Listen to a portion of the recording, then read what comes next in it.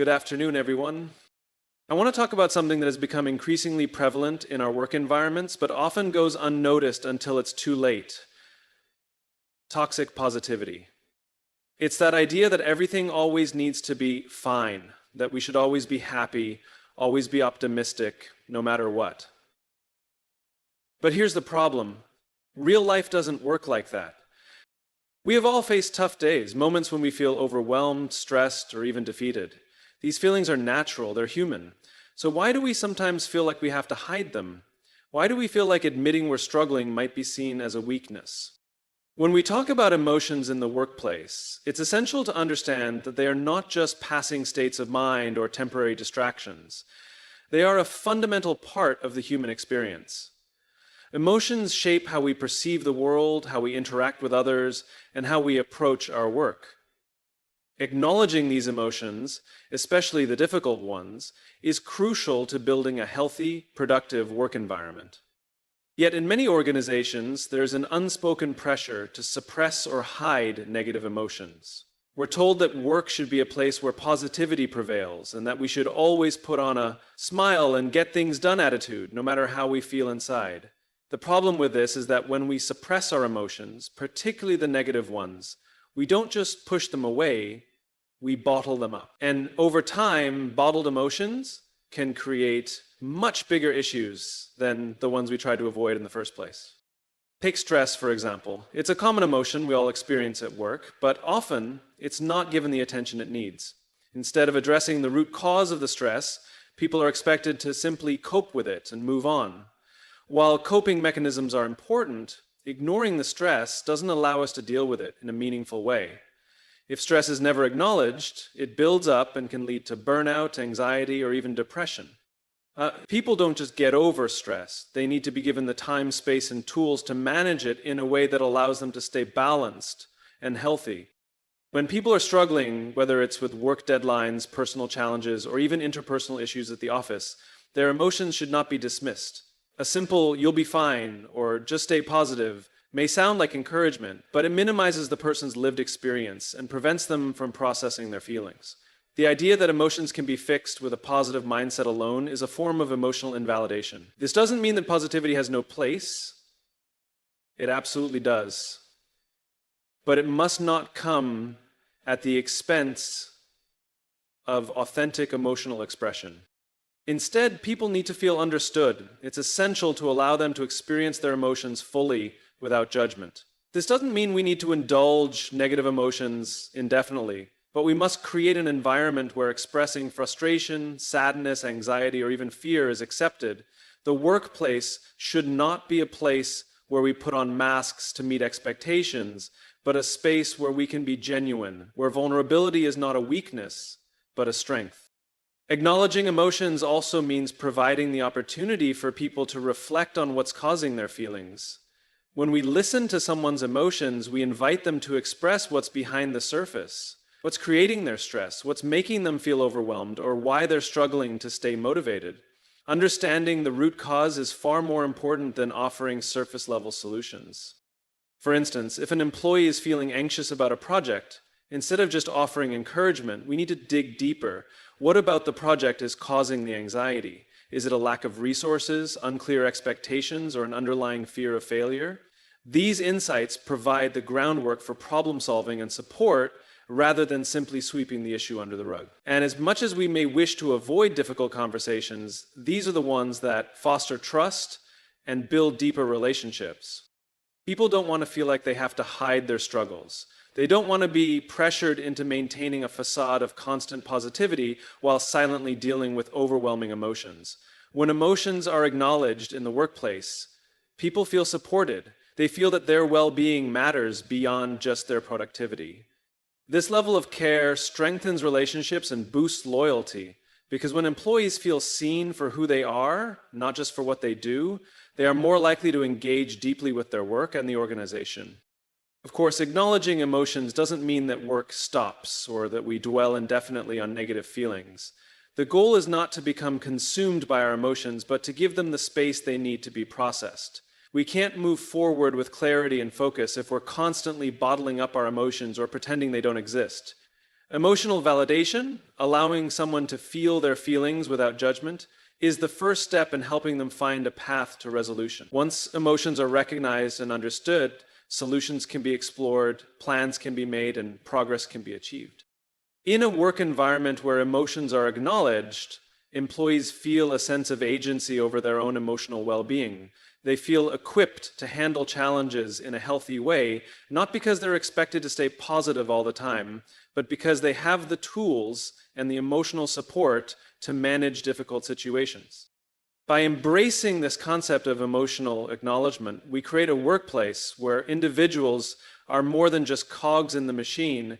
They are people who are valued for the whole of their experience, not just for the work they produce. Listening is often considered one of the most powerful tools in building meaningful relationships.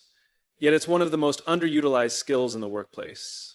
Far too often, when someone shares a concern or a challenge, the response is to immediately offer advice or solutions. While it's natural to want to help, this quick reaction can often hinder true communication and problem. Truly listening, is not just about hearing the words someone speaks, it's about understanding the deeper message, the emotions behind those words, and creating space for those feelings to be fully expressed. Listening means more than just staying silent while the other person talks. It requires active engagement, a conscious effort to focus on what's being said, and an openness to hearing what might not be immediately obvious. Often, when people share their struggles, they are not just looking for a solution or an answer, they are looking to be understood. They need validation, empathy, and the space to process their emotions. And that's where listening becomes so critical. When we listen actively, we signal to the person that their feelings are important, that their experience matters, and that they are not alone in facing their challenges. Too often the instinct is to jump into problem-solving mode as soon as someone opens up. We think, what can I say to fix this? Or how can I help make this better? But by focusing on providing an answer too quickly, we may unintentionally close down the conversation and limit the person's ability to fully express what's on their mind. If someone comes to us stressed about a project deadline, for example, instead of immediately offering advice on how to handle the stress, we should first take the time to listen to their experience. What is it about the project that is causing the stress? What are they struggling with? How are they feeling in the moment? Only by truly listening can we begin to understand what's behind their emotions and tailor our responses accordingly. Listening also means being present. In today's fast-paced, technology-driven world, it's easy to be distracted while someone is speaking. Whether it's checking emails, glancing at our phones, or thinking about the next task on our to-do list, distractions take away from the quality of the conversation. When we are distracted, the person speaking may feel that their concerns are not important enough to deserve our full attention. This can lead to feelings of frustration, isolation, and disengagement.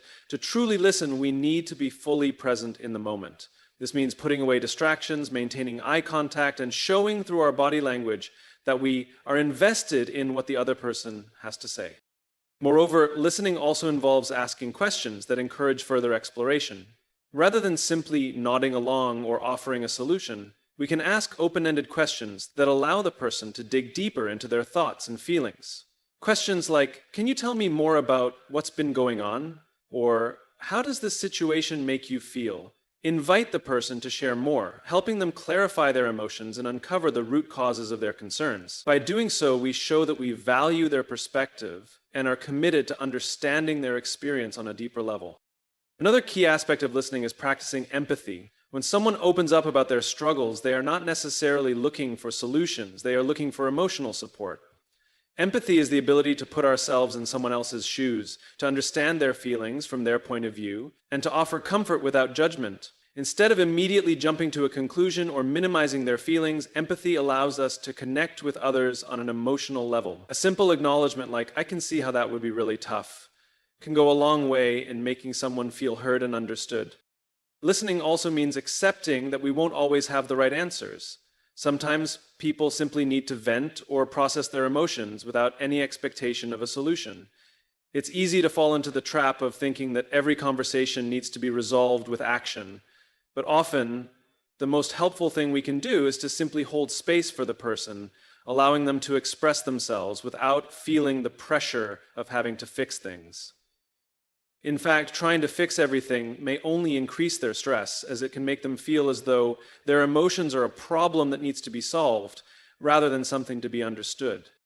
Effective listening is also a two-way street. It's not just about hearing what's said in the moment, but also about fostering a relationship where open communication is encouraged. When we listen actively, we create an environment where others feel comfortable coming to us with their concerns, knowing they will be met with understanding, respect, and a willingness to listen. This leads to a more collaborative, supportive, and engaged team environment, where people feel safe to share their ideas, challenges, and feedback without fear of judgment or dismissal. Listening is about connection, it's about building trust, showing that we care, and providing the emotional support that is so often necessary for personal and professional growth. It's not just a skill, it's an act of respect, and one that can profoundly impact the way we interact with others in the workplace. In any organization, the ability to balance optimism with authenticity is essential. It's easy to fall into the trap of expecting constant positivity, especially when faced with challenges or setbacks. But this can lead to an environment where people feel pressured to put on a facade, masking the struggles they are facing. While optimism is a powerful tool for motivation and growth, it should not overshadow the need for honesty and authenticity in the workplace. Balancing these two forces is key to fostering an environment where individuals feel supported, understood, and motivated to perform at their best. Optimism in the workplace is important. It's the driving force behind innovation, perseverance, and resilience. It helps us see opportunities in the face of adversity, encouraging us to push forward even when things seem difficult. A positive attitude can improve morale, enhance productivity, and create a sense of shared purpose. However, when optimism is placed above all else, it can create a culture of toxic positivity. This is the idea that no matter the situation, we must maintain a smile, suppress our negative feelings, and focus only on the bright side. The danger of this lies in the fact that it ignores the reality of people's emotional experiences, making them feel like their struggles are invalid or unimportant. When optimism becomes the sole expectation, it can lead to people pretending that everything is fine, when in reality they may be feeling overwhelmed, stressed, or even disengaged. Employees may feel pressure to suppress their true emotions, fearing that showing vulnerability or admitting to difficulties could be perceived as weakness or failure. In these environments, the genuine struggles that people face, whether related to workload, personal issues, or professional challenges, are minimized, creating a disconnect between what people are experiencing internally and the persona they feel forced to present outwardly. On the other hand, authenticity is equally important. Authenticity is about being true to oneself, being honest about our feelings, and creating an environment where individuals can express their concerns without fear of judgment. It's not about airing grievances or focusing solely on the negatives, but about creating space where challenges can be discussed openly, where emotions can be expressed without the need for a polished, perfect response. Authenticity allows for growth, as it enables individuals to reflect on their experiences, learn from their mistakes, and take responsibility for their actions. In an authentic environment, people feel they can be themselves, and as a result, they are more likely to engage fully, contribute their best work, and feel a deeper connection to their team and organization. When we balance optimism with authenticity, we create a space where people are encouraged to stay positive, but also to acknowledge and address the challenges they are facing. It allows for the kind of open communication that fosters trust and understanding. Employees can recognize that while optimism and a positive outlook are valuable, it's equally important to be real about the difficulties we encounter. By doing this, we allow people to speak about their struggles in a way that is not met with dismissal or a superficial, everything will be okay response, but with true support and an understanding that it's okay to feel overwhelmed sometimes. For instance, if a team is facing a particularly difficult project, it's important to acknowledge the challenges they are encountering. Instead of glossing over the obstacles and pushing for an overly optimistic attitude, leaders should validate those challenges. Recognizing that it's okay to feel uncertain or frustrated in those situations opens the door for more effective problem solving. 4, when people feel they can be authentic about what's holding them back, they can work together to find solutions. This creates a shared sense of reality where everyone is on the same page and the team can move forward with a renewed sense of purpose and focus. By balancing optimism and authenticity, leaders and colleagues can create an atmosphere where everyone feels empowered to express both their hopes and their doubts. Optimism becomes a tool to inspire action and motivation, while authenticity ensures that those who need support can seek it without fear of judgment. This balance doesn't mean that we should dwell on the negatives or allow them to define the work culture. Rather, it means acknowledging those feelings as valid, allowing them to be part of the conversation, and finding a way to move forward from them. In practice, this balance requires a shift in perspective. Leaders should encourage optimism, but not at the cost of honesty. It means recognizing when to offer encouragement, but also when to take a step back and allow team members the space to process their emotions. It means understanding that while we can't always control the challenges we face, we can control how we address them, and part of that involves creating an environment where people can be open about their feelings. When we do this, we build trust, foster better relationships, and ultimately create a culture that values both positivity and realness. The key lies in understanding that optimism without authenticity can lead to disengagement, while authenticity without optimism can lead to stagnation. It's the combination of both that propels individuals and teams towards success, creating an environment where challenges are met with resilience and success is celebrated with honesty. The goal is to create a space where people can face the difficult moments with the understanding that they don't have to go through them alone, and that optimism isn't about pretending everything is perfect. It's about recognizing the potential for growth, even in the most challenging circumstances. Empathy is often regarded as one of the most important qualities of effective leadership. However, in a fast-paced work environment, it can be easy to overlook its importance, or worse, treat it as a soft skill that's nice to have but not necessarily essential. But empathy is far more than just being nice or sympathetic toward others. It is about genuinely understanding the feelings and perspectives of others and responding in a way that makes them feel seen, heard, and valued. When leaders and team members alike practice empathy, they foster stronger relationships, build trust, and create a work environment where people are motivated, engaged, and productive. At its core, empathy is the ability to put yourself in someone else's shoes. It requires a deep understanding of their emotional experience, without judgment or assumptions. It's about recognizing that the way people feel, whether they are stressed, frustrated, overwhelmed, or excited, affects how they show up at work and how they interact with their colleagues. Leaders who practice empathy can help guide their teams through difficult situations by first understanding their emotions, then offering support and encouragement that aligns with where they are mentally and emotionally. Empathy in the workplace means taking the time to listen to others, not just with our ears, but with our minds and hearts. It involves being fully present in conversations, seeking to understand the underlying emotions that may be driving someone's behavior. This goes beyond simply hearing what is being said. It's about picking up on nonverbal cues, understanding the context, and asking questions that demonstrate an interest in the other person's experience. When employees feel that their emotions are being truly heard and acknowledged, they're more likely to feel a sense of connection and loyalty to their organization.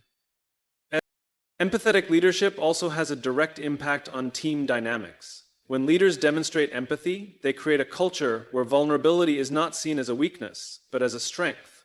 In an environment where people feel emotionally safe to share their challenges and struggles, they are more likely to collaborate openly and honestly with one another. This openness fosters an atmosphere of trust and mutual respect, which, in turn, leads to better problem solving and innovation. Team members are more likely to take risks, share ideas, and ask for help when they know they won't be judged or dismissed. Empathy also plays a crucial role in conflict resolution. Disagreements and misunderstandings are inevitable in any workplace, but how they are handled can make all the difference. Leaders who approach conflicts with empathy are able to understand each person's perspective and find common ground. Rather than rushing to judgment or imposing solutions, an empathetic leader takes the time to listen to all sides of the issue, asks clarifying questions, and works with the individuals involved to come to a resolution that addresses everyone's needs. This approach not only leads to better outcomes, but also strengthens relationships and reinforces a culture of respect and collaboration. Empathy is essential for fostering diversity and inclusion within the workplace. People from different backgrounds, experiences, and cultures bring unique perspectives to the table. However, these differences can also create challenges if they are not understood and valued. Empathetic leaders are able to recognize and appreciate the diverse experiences of their team members. They actively seek to understand how people from different backgrounds may perceive situations and respond accordingly. By embracing these differences and offering support based on individual needs, empathetic leaders create an inclusive environment where everyone feels valued and respected. Empathy also improves communication. When people feel understood, they are more likely to communicate openly and honestly. In an empathetic work environment, employees are not afraid to speak up about concerns or ideas. They trust that their input will be valued and that they will be heard, regardless of their position within the organization. This leads to clearer communication, fewer misunderstandings, and more productive conversations. When empathy is present in communication, it becomes easier to resolve issues and make decisions that benefit everyone involved. Empathetic leadership has a significant impact on employee morale. When employees feel that their leaders genuinely care about their well-being, they are more likely to be satisfied with their work and remain committed to their roles. Empathy builds trust, and trust is the foundation of employee engagement. People are more likely to go above and beyond when they believe their contributions are recognized and appreciated. And empathy is a key driver in creating this environment of recognition. Empathy is not just a nice-to-have skill in the workplace. It is an essential leadership quality that directly impacts employee well-being, team performance, and organizational success. Leaders who practice empathy create a workplace culture that values emotional intelligence, fosters collaboration, and builds trust. They ensure that their employees feel seen, heard, and supported, which leads to greater engagement, productivity, and job satisfaction. When empathy is prioritized, both individuals and organizations thrive. Vulnerability is often seen as a weakness, especially in the workplace, where professionalism and strength are emphasized. However, this perception could not be further from the truth.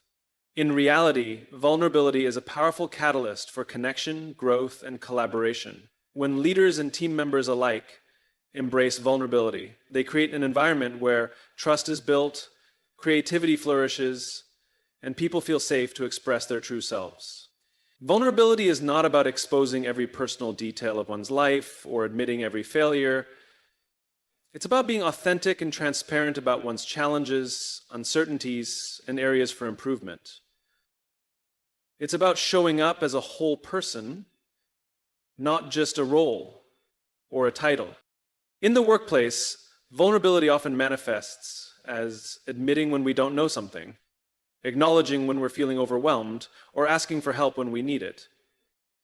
It's about embracing the fact that we are all human and that we all have limitations. The truth is, no one has all the answers, and pretending otherwise only leads to stress, burnout, and disengagement. When people feel they have to maintain a facade of perfection, it creates a barrier between them and their colleagues, making it difficult to collaborate, learn, and grow. Vulnerability, on the other hand, creates an opening for real connection. It signals to others that it's okay to not have everything figured out, and that seeking support is not a sign of weakness, but a step toward progress. When leaders model vulnerability, they set the tone for the entire organization. A leader who admits their mistakes, shares their uncertainties, and asks for input from their team creates an environment where others feel empowered to do the same. This kind of leadership fosters a culture of openness and humility, where everyone is encouraged to bring their full selves to the table. Instead of worrying about appearing flawless or in control, individuals can focus on growth, improvement, and collaboration. It also humanizes leaders, making them more approachable and relatable. Employees are more likely to trust and engage with a leader who is open about their struggles, as it shows they understand the challenges of leadership and the human experience. Vulnerability also plays a crucial role in building trust. Trust is the foundation of any successful team or organization, and it is not built by pretending to be perfect or invulnerable. It's built by being real with one another. When people share their challenges, admit mistakes, or express their fears, they invite others to do the same. This creates a safe space where vulnerability is not judged, but accepted, and trust is cultivated. When trust exists, people feel more comfortable taking risks, speaking up, and contributing ideas, knowing that their contributions will be valued regardless of the outcome. This level of trust fosters deeper relationships and stronger team cohesion. Additionally, embracing vulnerability encourages creativity and innovation. In a culture where vulnerability is accepted, people are more likely to experiment, try new things, and push the boundaries of what's possible. Innovation often requires failure or the willingness to step outside one's comfort zone, and vulnerability allows individuals to take those risks without the fear of being judged. When people feel that they can be open about their failures and learn from them, they are more likely to push forward with new ideas, knowing that their team will support them. In contrast, a culture that punishes mistakes or treats failure as unacceptable stifles creativity and discourages people from stepping outside the box. Vulnerability also helps in managing conflict. In any workplace, disagreements and misunderstandings are bound to arise. However, how conflicts are approached and resolved can determine the health of the work environment. When individuals are vulnerable, they are more likely to approach conflicts with openness and a willingness to understand the other person's perspective. Instead of being defensive or confrontational, they are more likely to express their feelings honestly and listen to others without judgment. This creates an atmosphere where difficult conversations can happen with respect, empathy, and a focus on finding solutions rather than assigning blame. Vulnerability encourages a growth mindset where mistakes are seen as learning opportunities rather than setbacks.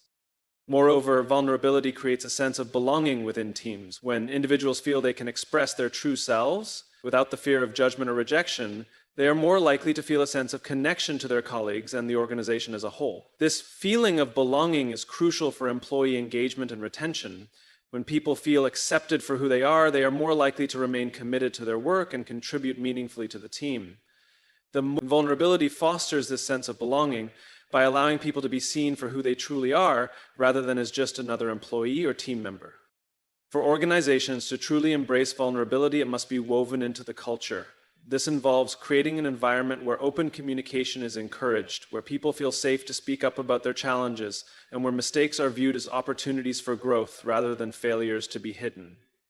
Leaders must set the example by being vulnerable themselves, sharing their experiences, and showing that it's okay to be imperfect. Employees, in turn, should feel supported in their efforts to embrace vulnerability by knowing that their leaders and colleagues will offer encouragement, understanding, and constructive feedback rather than criticism or dismissal. Vulnerability is not a weakness, it is a strength. It allows individuals to connect with one another on a deeper level, fosters a culture of trust and collaboration, and paves the way for growth and innovation. By embracing vulnerability, organizations create an environment where people can thrive, learn from each other, and work together toward common goals. It's not about being perfect, it's about being real. Feedback is one of the most powerful tools for growth and development in the workplace, but it is often misunderstood or poorly executed. Many people associate feedback with criticism, discomfort, or judgment, which can cause individuals to shut down or disengage. However, when delivered properly, feedback is not about pointing out flaws, but about fostering improvement, providing guidance, and empowering individuals to perform at their best. Creating an environment where feedback is seen as an opportunity for growth rather than a source of anxiety is essential for building a culture of continuous learning and development. One of the key components of effective feedback is making it timely and specific. Waiting for months to deliver feedback or providing vague comments like, "do better next time," leaves individuals uncertain about what they need to change and how to do so. To be truly effective, feedback needs to be provided soon after the behavior or action occurs. This ensures that the individual can connect the feedback to their specific actions and make meaningful adjustments. Similarly, feedback must be specific. General comments such as "you're not doing well enough" or "you need to improve" lack the clarity necessary to guide improvement. Instead, feedback should pinpoint exactly what was done well and what can be improved, providing actionable steps that allow the person to understand precisely what is expected and how they can meet those expectations. Feedback should be balanced. It's important to highlight not only areas for improvement, but also strengths and achievements. Focusing solely on what went wrong can leave individuals feeling demoralized and defeated. A balanced approach, where successes are acknowledged alongside opportunities for growth, allows individuals to feel valued and recognized for their contributions. This positive reinforcement motivates them to continue developing their skills while also working on areas that need attention. The goal is to help people build their confidence and competence, not to tear them down. In fact, research has shown that people are more receptive to feedback when it includes both positive and constructive elements, as it shows that the person providing the feedback is paying attention to the whole picture, not just the shortcomings. In a healthy feedback culture, feedback should be a two-way conversation rather than a one-sided critique. It's important to create a space where the individual receiving the feedback feels comfortable asking questions, providing their own perspective, and engaging in a dialogue about how to improve. This mutual exchange of thoughts fosters greater understanding and collaboration. It also helps to ensure that the feedback is truly relevant to the person's experience and that both parties are aligned on the goals and next steps. Instead of a hierarchical interaction where feedback is delivered from above, feedback should be seen as a collaborative process that involves the input of both the giver and receiver. Feedback should also be delivered with empathy and respect. When feedback is given harshly or in a way that feels personal or judgmental, it can trigger defensiveness and resistance. Instead of making the individual feel supported in their growth, it can make them feel attacked, which can undermine their motivation and performance. It's important to approach feedback with empathy, acknowledging the person's feelings, being mindful of their body language, and being aware of the tone and language used. Providing feedback in a respectful manner, focusing on the behavior or the task at hand rather than making it about the person's character, ensures that the recipient can hear and process the feedback constructively.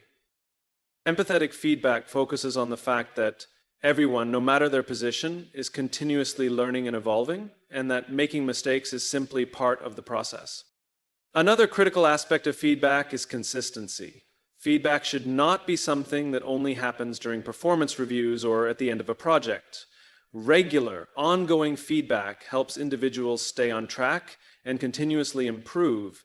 It should be part of the daily or weekly rhythm of work, especially when it comes to projects or tasks that evolve over time. When feedback is consistently delivered, it becomes a natural part of the work environment, making it less intimidating and more ingrained in the overall culture of growth. Employees can view feedback as a tool they can rely on to help them develop and refine their skills, instead of something that only comes during formal evaluations. Consistent feedback also ensures that any potential issues are addressed before they become larger problems, which can lead to more efficient problem solving and better outcomes. When feedback is delivered in a way that is respectful, specific, balanced, and consistent, it becomes a powerful tool for personal and professional growth. But just as important is creating a culture where feedback is not only welcomed, but actively sought. In such a culture, employees are encouraged to seek feedback from peers, managers, and even subordinates. When feedback is seen as a valuable part of the learning process, rather than a sign of weakness or failure, employees are more likely to embrace it and use it to improve their performance. Creating this feedback-rich environment requires a shift in mindset, where individuals view feedback not as something to fear, but as a gift that can propel them forward in their careers. Feedback should be a tool for empowerment. It should be used to encourage individuals to take ownership of their growth and development. When people feel that they have the tools, resources, and guidance to improve, they feel more in control of their own success. Empowering employees through feedback also fosters greater accountability. When feedback is provided constructively and with a focus on improvement, it becomes an opportunity for individuals to reflect on their actions, make necessary changes, and take responsibility for their own development. This sense of ownership creates a more motivated and engaged workforce, where individuals are more likely to take initiative, contribute their ideas, and strive for excellence. Feedback is not just about pointing out mistakes, it is about guiding individuals toward growth, helping them develop their skills and fostering a culture of continuous learning. When feedback is delivered effectively, it becomes a powerful driver of success, creating an environment where individuals and teams can thrive. As leaders, our role isn't to shield our teams from the challenges that will inevitably come, but to create an environment where those challenges can be addressed with empathy, understanding, and honesty. And that doesn't mean we ignore the positives. Optimism is important, but it's not the only thing. The key is balance, encouraging a culture that allows for both optimism and authenticity. We want a team where people feel safe to share their setbacks without the fear of being judged, and where they can rise again with the collective support of others.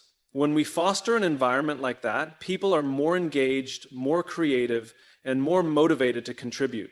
They feel seen, not just as workers, but as people. And that makes all the difference.